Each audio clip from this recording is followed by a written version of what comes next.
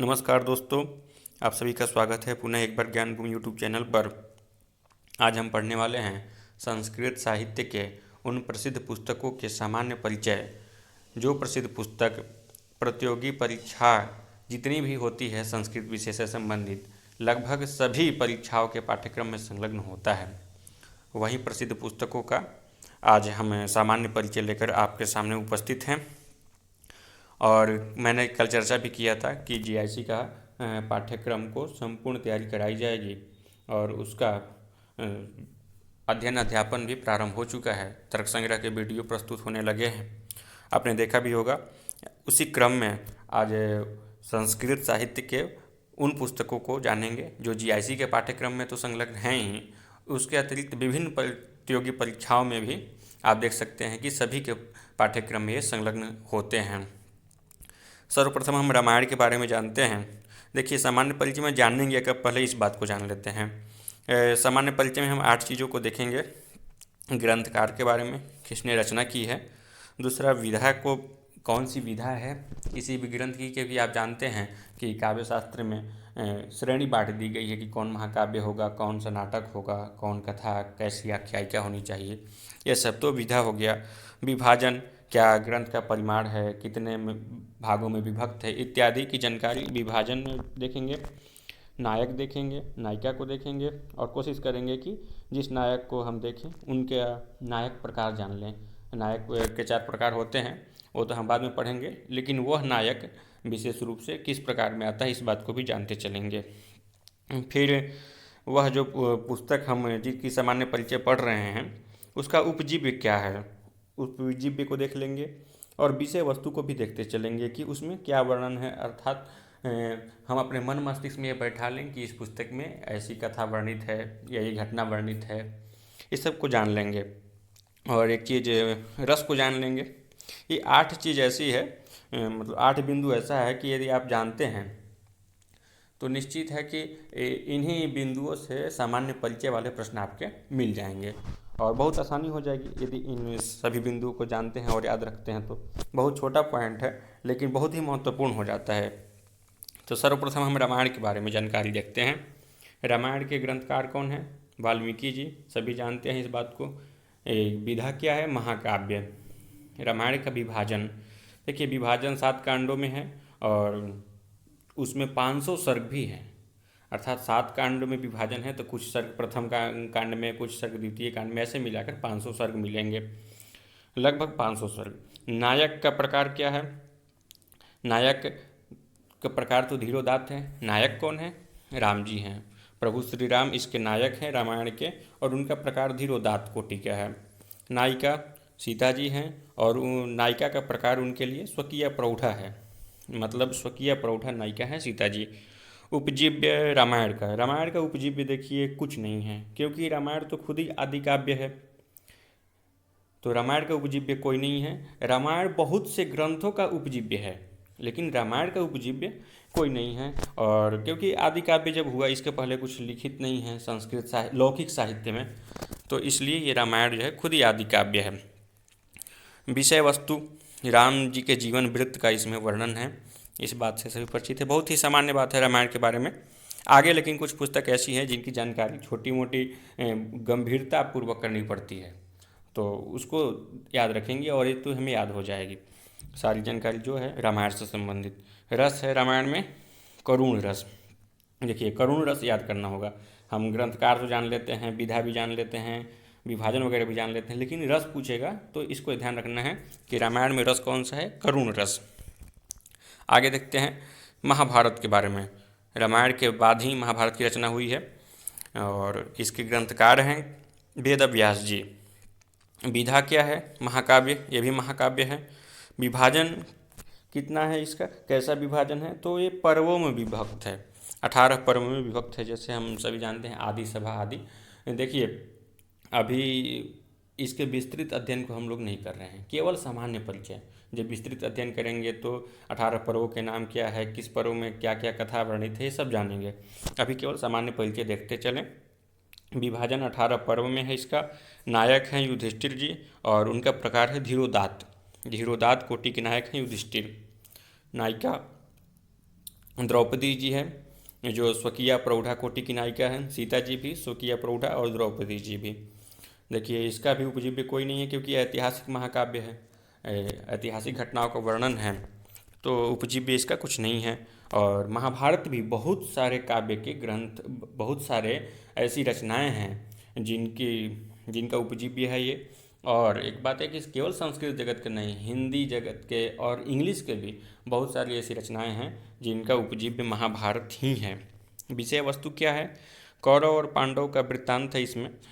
बहुत संक्षेप में हम लोग पढ़ रहे हैं कौरव और पांडव का, लेकिन महाभारत तो विश्व का सबसे विशाल ग्रंथ है। लेकिन कहीं ना कहीं कौरव और पांडवों के वृत्तांत से ही इर्द गिर्द घूमता हुआ कोई भी वृत्तांत है। रस महाभारत में कौन सा है? शांत रस है। रामायण में कौन सा रस है? करुण रस। और महाभारत में कौन सा रस है? शांत रस। आगे किरातार्जुनीयम को देखते हैं। किरातार्जुनीयम भी बहुत ही प्रसिद्ध ग्रंथ है संस्कृत जगत का। इसमें आप सभी जानते हैं कि इसकी रचना किसने की है? भारवी जी ने। इसके रचयिता भारवी जी हो गए। विधा क्या है? ये भी महाकाव्य है और इसमें सर्ग कितने हैं? 18 सर्ग है, अर्थात विभाजन महाकाव्यों का सर्गों में होता है और जो महाकाव्य होगा वहाँ सर्ग देखने को मिलेंगे। तो 18 सर्ग है किरातार्जुनीयम में। नायक कौन है और नायक का प्रकार क्या है? तो अर्जुन नायक हो गए इसके, और उनका प्रकार भी क्या है? धीरोदात है। अभी राम जी को हम लोगों ने देखा धीरोदात, फिर कृष्ण को देखा धीरोदात, यहाँ युधिष्ठिर को देखा धीरोदात, और फिर किरातार्जुनीय में अर्जुन को देखा, ये भी धीरोदात। नायिका कौन है किरातार्जुनीयम की? द्रौपदी हैं। इनका क्या प्रकार है? स्वकीय प्रौढ़ा।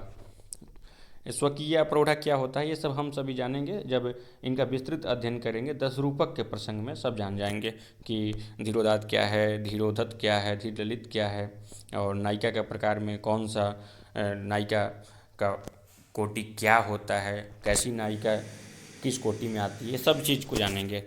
किरातार्जुनीयम का उपजीव्य है, महाभारत का वन पर्व है। इसमें विषय वस्तु क्या है? पांडवों के वनवास के समय से अर्जुन की कठोर तपस्या से अस्त्र प्राप्ति तक का वर्णन है। अर्थात प्रथम सर्ग प्रारंभ होता है द्वैत नामक एक वन है वहाँ से, और समाप्ति में पाशुपत जो अस्त्र है वो भगवान शिव के द्वारा अर्जुन को प्राप्त होता है। वहाँ तक की कथानक वर्णित है। जब विशेष पढ़ेंगे इसके बारे में तब प्रत्येक सर्गों की कथानक को जानेंगे और अनेक बिंदुओं को देख लेंगे जहाँ पर हमें विषय वस्तु समझ में आ जाएंगे। रस है किरातार्जुनीयम का वीर रस।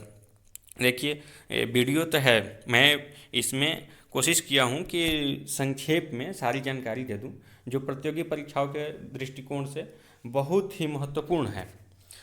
लेकिन आप एक बार कोशिश करिएगा कि इन सभी बातों को अपने कॉपी में लिख के उसको देखते रहें, या कॉपी में नहीं लिखे तो वीडियो को ही 2-3 बार देखते रहें जिससे आपको याद हो जाएंगे। और इस वीडियो पर आधारित जितने भी प्रश्न होंगे वह प्रश्न भी हम जल्द ही उपलब्ध करा देंगे आप सभी को, प्ले लिस्ट में मिल जाएगा। उसको देखेंगे तो आपके पढ़े हुए विषय का प्रैक्टिस भी हो जाएगा। और किरातार्जुनीयम का रस देख लिए, वीर रस है। अब शिशुपाल वधम को देखते हैं। शिशुपाल वधम के रचयिता कौन है? माघ जी हैं। विधा क्या है? महाकाव्य। विभाजन 20 सर्ग, अर्थात महाकाव्य है तो सर्गों में विभक्त होगा। कितने सर्ग हैं? 20 सर्ग। फिर नायक श्री कृष्ण हैं। नायिका का देखिए अभाव ही दिखता है, कहीं दिखा नहीं, मैंने भी बहुत ढूंढा। नायिका का कोई विशेष प्रसंग भी नहीं है। लेकिन यदि नायिका में रुक्मिणी का ऑप्शन आता है तो वहाँ पर रुक्मिणी आप मान सकते हैं। 4 ऑप्शन हैं या ये ऑप्शन नहीं रहता है कि कोई भी नायिका नहीं है और रुक्मिणी का ऑप्शन रहता है तो उस विकल्प को आप चयन करेंगे। शिशुपाल वधम का उपजीव्य क्या है? महाभारत का सभा पर्व। किरातार्जुनीयम का महाभारत का वन पर्व था और महाभारत का सभा पर्व किसका उपजीव्य है? शिशुपाल वधम का। सभा पर्व का 33 से लेकर 45 तक का जो अध्याय है वह शिशुपाल वधम का उपजीव्य है, मतलब वहीं की कथानक यहाँ पर वर्णित है। और विषय वस्तु क्या है इसमें? शिशुपाल का वध है, उसके पहले के कुछ बातें होंगी, फिर वध का प्रसंग बनेगा और वध होगा भगवान श्री कृष्ण के द्वारा, यही विषय वस्तु है इसका। रस है वीर रस। आगे देखते हैं कुमार संभवम। कुमार संभव महाकवि कालिदास की रचना है, महाकाव्य है ये, और इसमें 17 सर्ग हैं। नायक शिव जी हैं, भगवान शिव, और वह दिव्य कोटि के नायक हैं क्योंकि वो तो भगवान ईश्वर ही हैं। नायिका पार्वती जी हैं। उपजीव्य कुमार संभव का, देखिए ये कुमार संभव की जो कथा है वो एक जगह दो जगह नहीं, अनेकों जगह प्राप्त होती है। तो महाभारत, रामायण, पद्म पुराण और शिव पुराण आदि सभी इसके उपजीवी माने जाएंगे क्योंकि यही कथानक इन इन विभिन्न स्थलों पर भी प्राप्त होती है। तो यही कथा कुमार संभव में भी है, तो उपजीव्य इसके सभी हो गए। विषय वस्तु क्या है? कार्तिकेय का जन्म वृत्तांत वर्णित है। हिमालय का वर्णन से प्रारंभ होता है और कार्तिकेय का जन्म वृत्तांत और अन्य आगे की भी कुछ घटनाओं का वर्णन है। सभी पढ़ लेंगे हम लोग कुमार संभव के, जब सामान्य परिचय को ही अच्छे से पढ़ेंगे। अभी केवल उन 8 बिंदुओं को देख रहे हैं जो बहुत ही महत्वपूर्ण है सामान्य परिचय में। रस क्या है कुमार संभव में? श्रृंगार रस है। नैषधीय चरितम, नैषधीय चरितम श्रीहर्ष की रचना है, महाकवि श्रीहर्ष। देखिए हर्षवर्धन और श्रीहर्ष ये दोनों अलग अलग हैं, तो श्रीहर्ष की रचना है नैषधीय चरितम। और इसमें कितने सर्ग हैं? 22 सर्ग है क्योंकि इसकी विधा महाकाव्य है।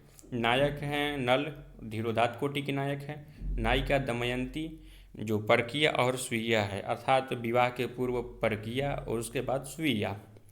फिर उपजीव्य, महाभारत के वन पर्व ही इसका भी उपजीव्य है। महाभारत के वन पर्व में नल उपाख्यान है, नलोपाख्यान 58 से लेकर 78 अध्याय, अर्थात इन अध्यायों में यही कथा वर्णित है, इसलिए वह उपजीव्य हो गया नैषधीय चरितम का।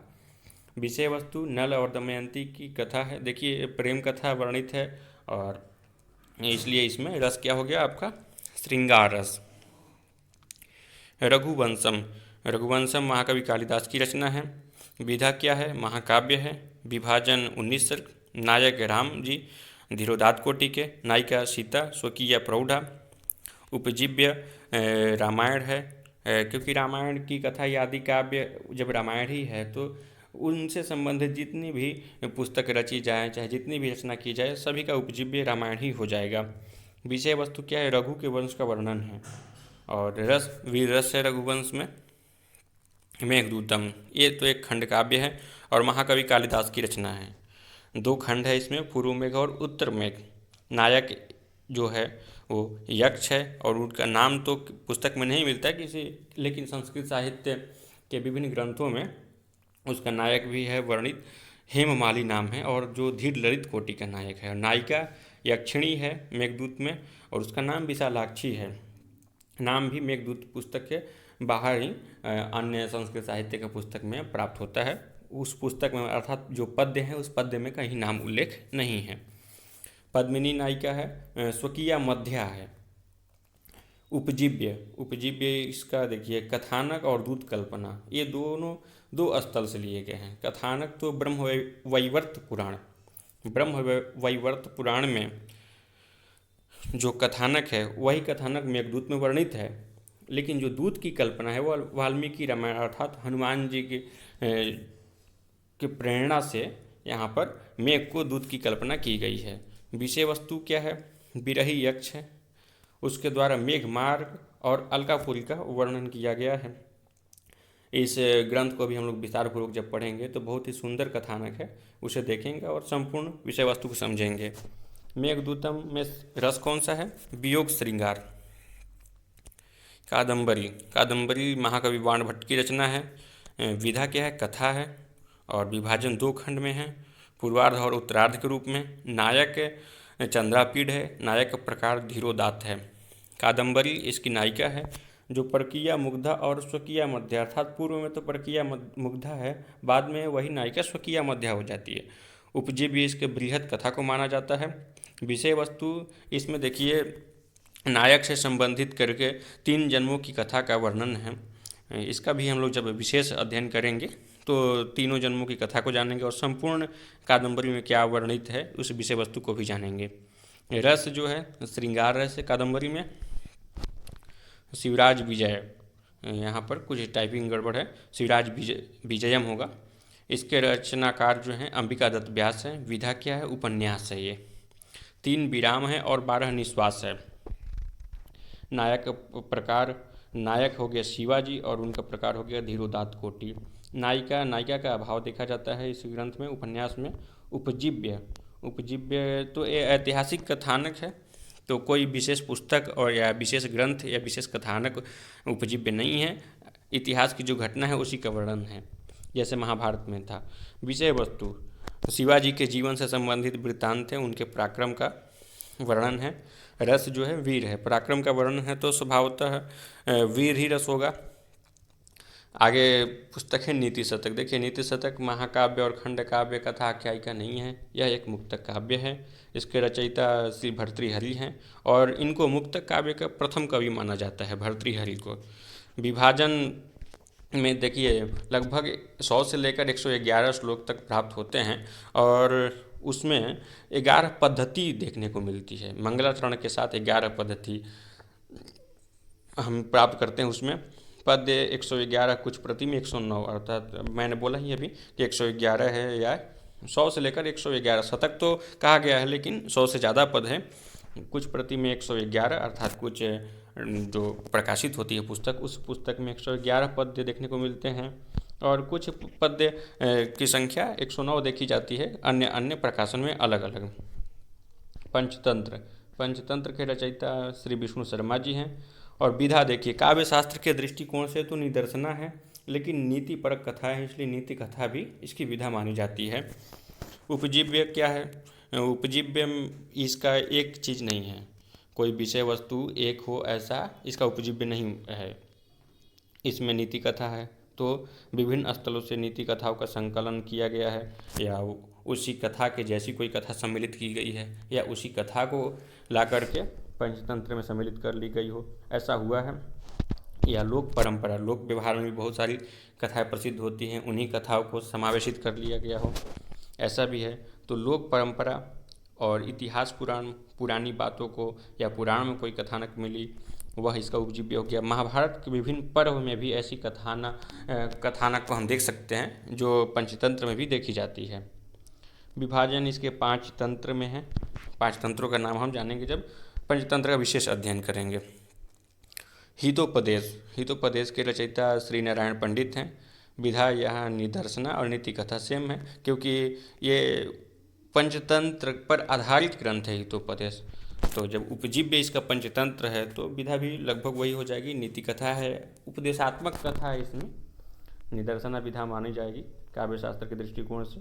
विभाजन इसका 4 भाग में है, मित्रलाभ, सुहृद भेद, विग्रह और संधि। ये पुस्तक भी बहुत ही महत्वपूर्ण है, हितोपदेश। तो आज मित्र इतना ही हम देखते हैं सब।